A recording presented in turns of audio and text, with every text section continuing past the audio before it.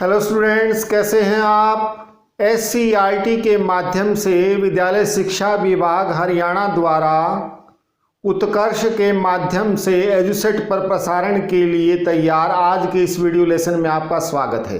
प्यारे बच्चों, आज हम 8वीं कक्षा के 17वें पाठ तारे एवं सौर परिवार इस विषय पर चर्चा करेंगे।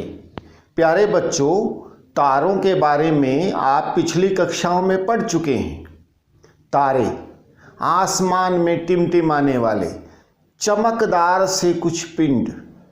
कभी आप किसी रात में अपने घर की छत के ऊपर जा कर के खुले आसमान को निहारिए, वहाँ आपको टिमटिमाते हुए कुछ तारे और कुछ अन्य दीप्त पिंड नजर आएंगे।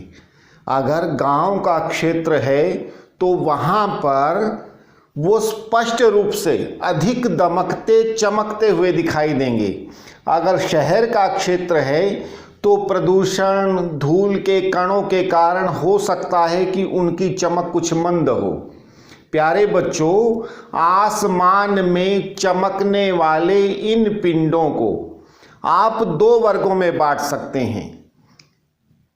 एक तो ऐसे जो बहुत तेजी से टिमटिमाते हैं और दूसरे केवल चमकते हैं, उनमें टिमटिमाहट नहीं होती। प्यारे बच्चों, जो टिमटिमाते हैं उन्हें तारे कहा जाता है, उनका अपना प्रकाश होता है। और जो केवल चमकते हुए दिखाई देते हैं, जिनमें टिमटिमाहट नहीं होती, वो कुछ ग्रह या अन्य खगोलीय पिंड हो सकते हैं। प्यारे बच्चों, मैंने अभी आपके सामने एक नाम लिया, खगोलीय पिंड। खगोलीय पिंड किसे कहते हैं? हमारे आसपास इस पूरे ब्रह्मांड में, पूरे आसमान में, इस आकाश गंगा यानी गैलेक्सी में अनेक पिंड ऐसे हैं जो घूमते रहते हैं, ठहरे हुए हैं, चमके हुए हैं या नहीं चमक रहे हैं। आकाश के अंदर इन पिंडों को खगोलीय पिंड कहा जाता है और इसका अध्ययन करने वाले शास्त्र को, इसका अध्ययन करने वाली विज्ञान की शाखा को खगोलिकी कहा जाता है। प्यारे बच्चों, हम आकाश में ध्यान से देखेंगे तो हमें लगता है, हमें दिखाई देता है प्रत्यक्ष रूप से कि हमारे आसपास दमकने चमकने वाले खगोलीय पिंडों में सबसे बड़ा दिखाई देने वाला खगोलीय पिंड चंद्रमा है। प्यारे बच्चों, यह हमें आभास होता है, हमें दिखाई देता है, क्योंकि आकाश गंगा में तुलनात्मक रूप से देखा जाए इस सौर मंडल में तो धरती के सबसे नज़दीक, सबसे समीप जो खगोलीय पिंड है वह चंद्रमा है। इसलिए हमें वह बड़ा दिखाई देता है, जबकि वास्तव में इसका आकार ऐसा नहीं है। आकाश में तारे, ग्रह, नक्षत्र, उल्का, धूमकेतु आदि और अनेक इस प्रकार के खगोलीय पिंड हैं जो अपने अपने स्थानों पर स्थित हैं या गतिशील हैं। प्यारे बच्चों, क्या सभी खगोलीय पिंड एक जैसे होते हैं? नहीं, सभी खगोलीय पिंड एक जैसे नहीं होते। हम अन्य खगोलीय पिंडों के बारे में अध्ययन करने से पहले आइए चंद्रमा के बारे में ही जानते हैं। आप आकाश के अंदर कुछ दिनों तक निरंतर चंद्रमा की स्थितियों का अवलोकन करें और अपनी कॉपी पर उनके चित्र बनाएं।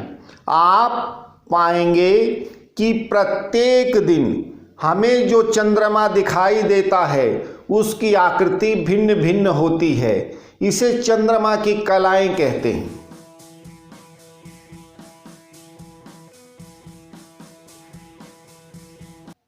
चंद्रमा की आकृति सदैव स्थायी नहीं होती, वह घटती बढ़ती रहती है।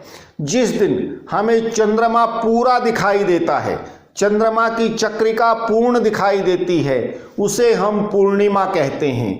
और एक स्थिति ऐसी भी आती है, उस दिन हमें चंद्रमा की चक्रिका बिल्कुल दिखाई नहीं देती, उसे अमावस्या कहा जाता है। अपने अवलोकन के पश्चात हम पाते हैं कि यह अवधि चंद्रमा की पूर्णिमा यानी पूर्ण चक्रिका दिखाई देने से और पूरा चक्रिका दिखाई न देने तक की अवधि लगभग 15 दिनों की है। एक पूर्ण चंद्रमा दिखाई देने से यानी पूर्णिमा से लेकर के दोबारा पूर्णिमा तक की अवधि 29 दिनों से कुछ अधिक यानी लगभग 30 दिन की होती है। यह चंद्रमा का घूर्णन काल होता है। चंद्रमा प्यारे बच्चों, हमारी धरती एक ग्रह है और ग्रह हमारी अपनी धुरी के इर्द गिर्द चक्कर काटते हैं और साथ साथ हमारे सौर परिवार के मुख्य केंद्र यानी सूर्य के भी चक्कर लगाते हैं। इसी प्रकार से जो खगोलीय पिंड सूर्य के चक्कर लगाएं उन्हें ग्रह कहा जाता है और जो खगोलीय पिंड अपने ग्रहों के चक्कर लगाता है उसे उपग्रह कहा जाता है। तो इस प्रकार से हम पाते हैं कि चंद्रमा हमारा एक पृथ्वी का उपग्रह है। यह धरती के चारों ओर परिक्रमा करता है और प्यारे बच्चों, इसका परिक्रमण काल धरती का एक चक्कर पूरा करने का काल भी 29 दिन से कुछ अधिक है। तो इस प्रकार हम पाते हैं कि चंद्रमा का अपने अक्ष पर अपनी धुरी पर चक्कर पूरा करने का काल और पृथ्वी की परिक्रमा पूरी करने का काल लगभग समान है। और यही कारण है कि हमें पृथ्वी से हमेशा चंद्रमा का एक ही तल पृथ्वी की ओर दिखाई देता है। प्यारे बच्चों, चंद्रमा की कलाओं के बारे में समझने के लिए आप एक क्रियाकलाप भी कर सकते हैं। आप कोई बड़ी बॉल या कोई छोटा मटका जिसे आप सहजता से अपने हाथ में उठा सकें उसे लें और उसके अर्ध भाग को, उसके आधे भाग को काले रंग से पोत दें और दूसरा भाग बिल्कुल सफेद रखें। जैसा कि चित्र में आप देख रहे हैं कि उस बॉल या मटके का आधा भाग पूरा काला है और आधा भाग सफेद है। और एक बच्चे को, अपने सहपाठी को कहें कि वह एक स्थान पर खड़ा हो जाए। हम कल्पना करते हैं कि वह सहपाठी जो खड़ा है वह पृथ्वी है और जिस बच्चे के हाथ में वह मटका या फुटबॉल है या बॉल है वह चंद्रमा है। हमें पृथ्वी की परिक्रमा करने की कल्पना इस प्रकार से करनी है कि एक तरफ से आती हुई किरणें, सूर्य की तरफ से आती हुई किरणें उस मटके या बॉल के सफेद भाग की तरफ हों। अभिप्राय क्या है कि चंद्रमा एक खगोलीय पिंड जिसका रूपक हमने लिया मटका या फुटबॉल, उसके ऊपर सूर्य की किरणें जिधर से पड़ेंगी वह भाग उसका केवल सफेद दिखाई देगा और दूसरे भाग की तरफ उसकी छाया या अंधेरा होगा। हम काले भाग से उसी को दर्शा रहे हैं। और अब उस बच्चे के जो पृथ्वी के रूपक के रूप में खड़ा है उसके चारों ओर एक वृत्त बना करके उसे हम 8 भागों में बांट लेंगे और पहला सहपाठी उस मटके को इस प्रकार से पकड़ करके उसकी परिक्रमा करेगा कि उसका सफेद भाग हमेशा सूर्य की ओर रहे।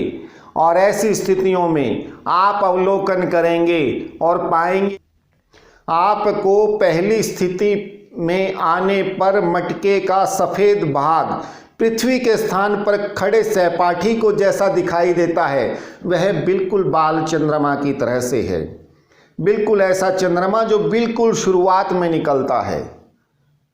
और उसके बाद जैसे दूसरी स्थिति पर आता है, सफेद भाग जो दिखाई देने वाला है उसका आकार बढ़ता जाता है। इसी तरह तीसरे भाग पर आएगा, फिर चौथे भाग पर आएगा, क्रमशः दिखाई देने वाला सफेद भाग बढ़ता जाएगा और बाद में वह पूरा दिखाई देने लग जाएगा।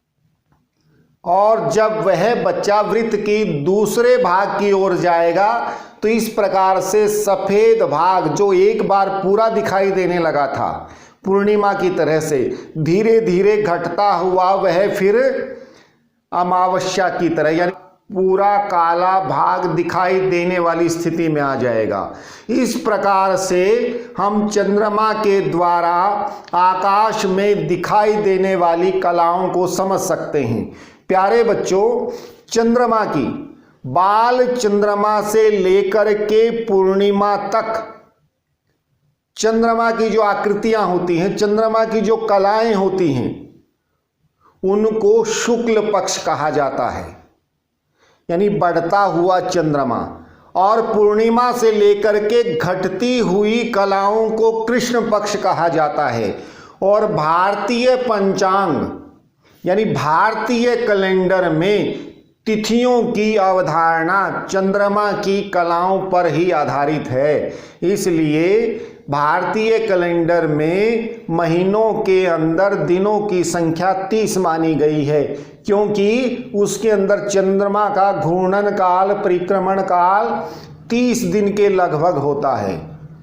प्यारे बच्चों, चंद्रमा पृथ्वी का एक उपग्रह है और जैसा कि अभी आपको बताया गया कि चंद्रमा का अपना प्रकाश नहीं होता, फिर यह हमें चमकता हुआ कैसे दिखाई देता है। प्यारे बच्चों, चंद्रमा हमें सूर्य के प्रकाश के कारण चमकता हुआ दिखाई देता है।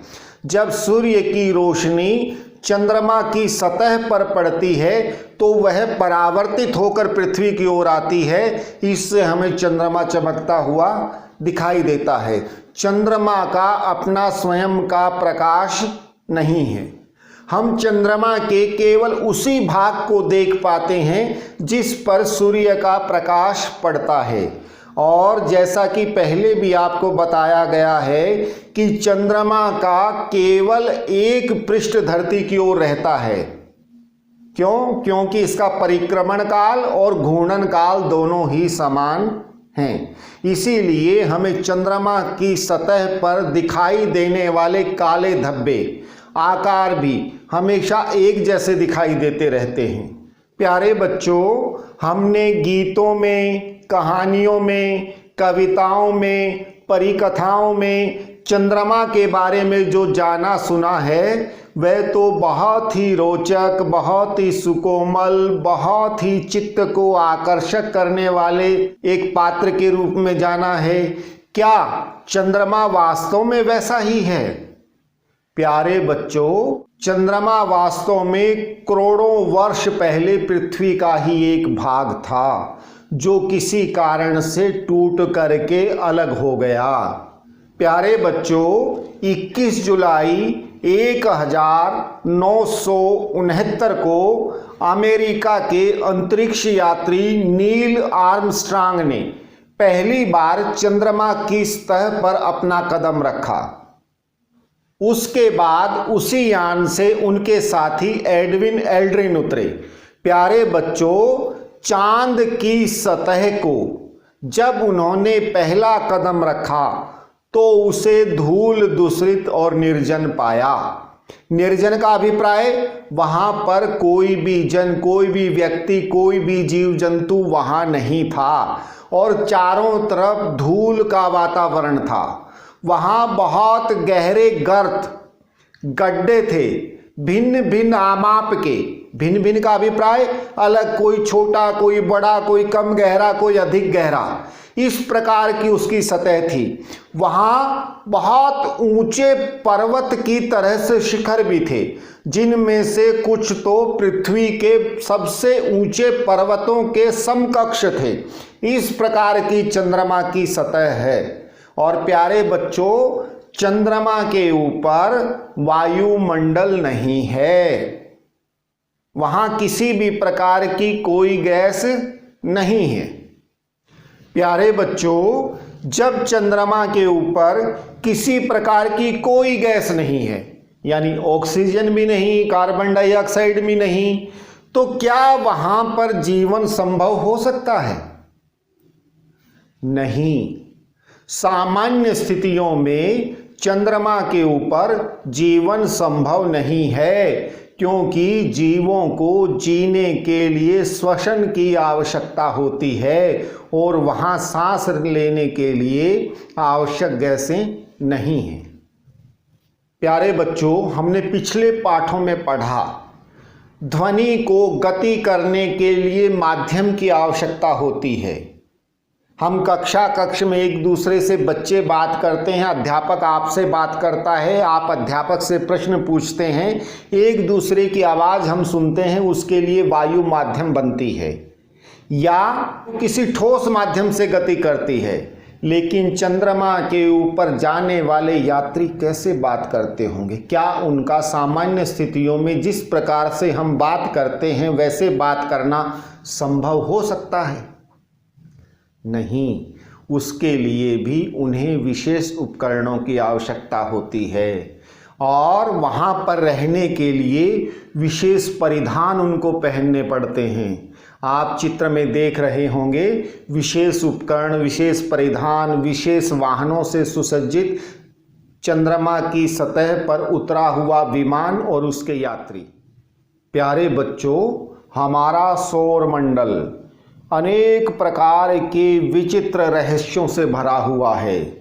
हमने चंद्रमा के बारे में जाना, हमारे सौर परिवार के और भी बहुत से ऐसे सदस्य हैं जिनके बारे में हमें जानकारियां एकत्र करना रोचक लगेगा, अच्छा लगेगा। आइए उनके बारे में भी चर्चा करते हैं। प्यारे बच्चों, आकाश में दिखाई देने वाले रोचक और आकर्षक खगोलीय पिंडों में सर्वाधिक दिखाई देने वाले होते हैं तारे। प्यारे बच्चों, जब हम आकाश को देखते हैं तो उसके अंदर असंख्य तारे दिखाई देते हैं। वो अलग अलग आकार के हैं, अलग अलग उनकी प्रकाश की दीप्ति है, यानी कोई अधिक चमक रहा है, कोई कम, और सभी की रोशनी का रंग भी एक जैसा नहीं है। प्यारे बच्चों, जितने भी तारे हैं उन सब का अपना प्रकाश होता है और इस प्रकार से सूर्य भी एक तारा है। क्या आपने कभी सोचा है कि रात के समय दिखाई देने वाले ये असंख्य तारे दिन के समय कहाँ चले जाते हैं? हमें दिन में दिखाई क्यों नहीं देते?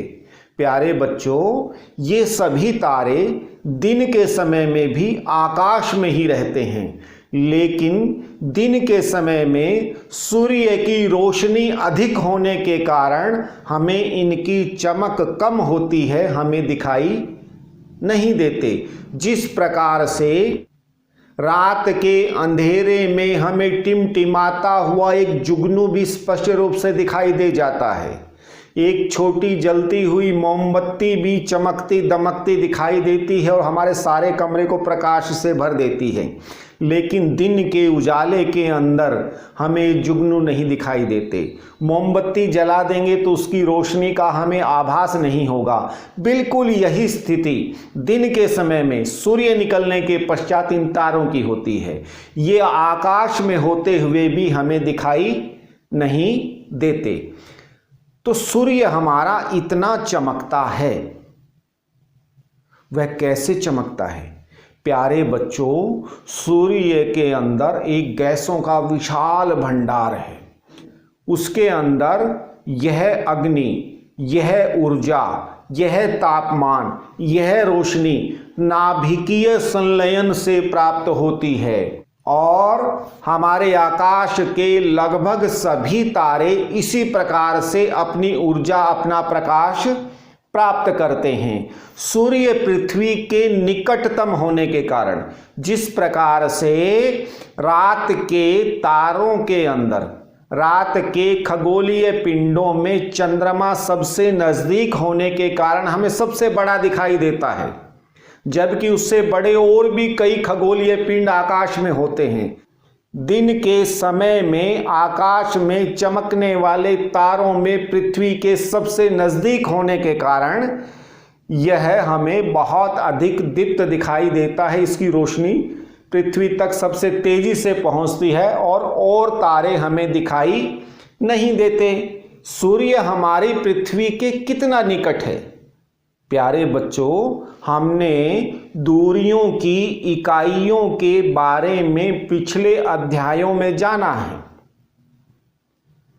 सेंटीमीटर, मीटर, किलोमीटर, इस प्रकार की इकाइयों के बारे में जाना। लेकिन खगोल विज्ञान में, खगोलिकी में बहुत हमें बड़ी इकाइयों की ज़रूरत होती है, क्योंकि यह दूरी कोई सामान्य दूरी नहीं होती। अगर हम मापन करें तो सूर्य की पृथ्वी से दूरी 15 करोड़ किलोमीटर है, और 15 करोड़ किलोमीटर इतनी अधिक दूरी होती है कि सूर्य का प्रकाश धरती तक पहुंचने में 8 मिनट से भी अधिक का समय लेता है। प्यारे बच्चों, प्रकाश की गति क्या होती है? 3 लाख किलोमीटर प्रति सेकंड, यानी एक सेकंड की अवधि कितनी होती है? हम गिनती बोलें सहजता से 1, 2, इसके बीच का जो अंतराल है वह 1 सेकंड है। इतनी देर में प्रकाश 3 लाख किलोमीटर की यात्रा तय कर लेता है, और हमारे सूर्य के प्रकाश को इस गति से भी, यानी 1 सेकंड में 3 लाख किलोमीटर चलने पर भी धरती तक पहुंचने में 8 मिनट से अधिक का समय लगता है। और इससे पता चलता है कि सूर्य की पृथ्वी से दूरी 15 करोड़ किलोमीटर है। प्यारे बच्चों, हमारे इस आकाश में, इस ब्रह्मांड में सूर्य से भी और बड़े दमकते चमकते हुए सितारे भी हैं। हमारी पृथ्वी से दूरी की अगर तुलना करें, सूर्य के बाद सूर्य से भी बड़ा सितारा धरती के निकटतम अल्फा सेंटारी है, जो हमारी धरती से 4 लाख करोड़ किलोमीटर दूर है।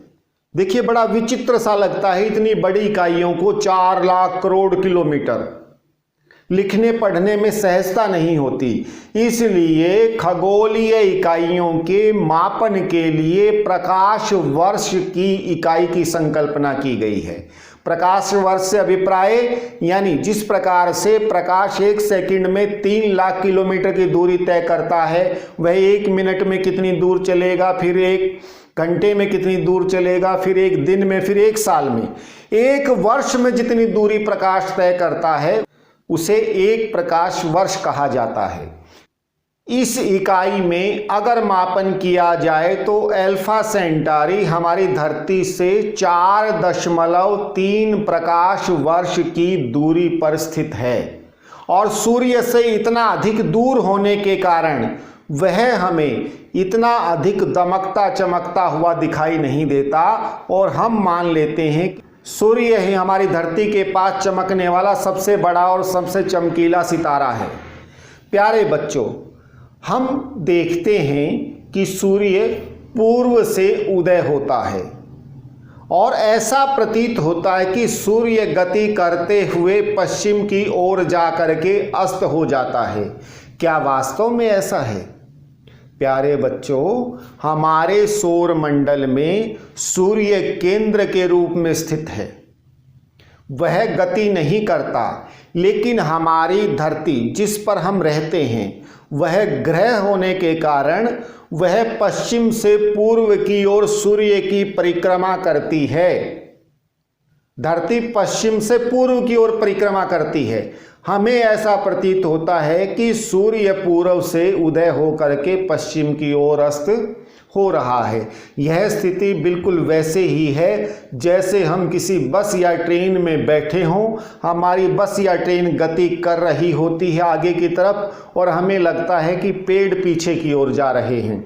तो प्यारे बच्चों, उम्मीद है आपको ये रोचक जानकारी बहुत अच्छी लगी होगी। अपनी पाठ्य पुस्तक में पाठ के सभी बिंदुओं का गहराई से अध्ययन करें और अपने शिक्षक से, अपने परिवार के वरिष्ठ सदस्यों से इसके बारे में चर्चा करें। मिलते हैं फिर एक नए विषय के साथ अगले वीडियो में, तब तक बाय।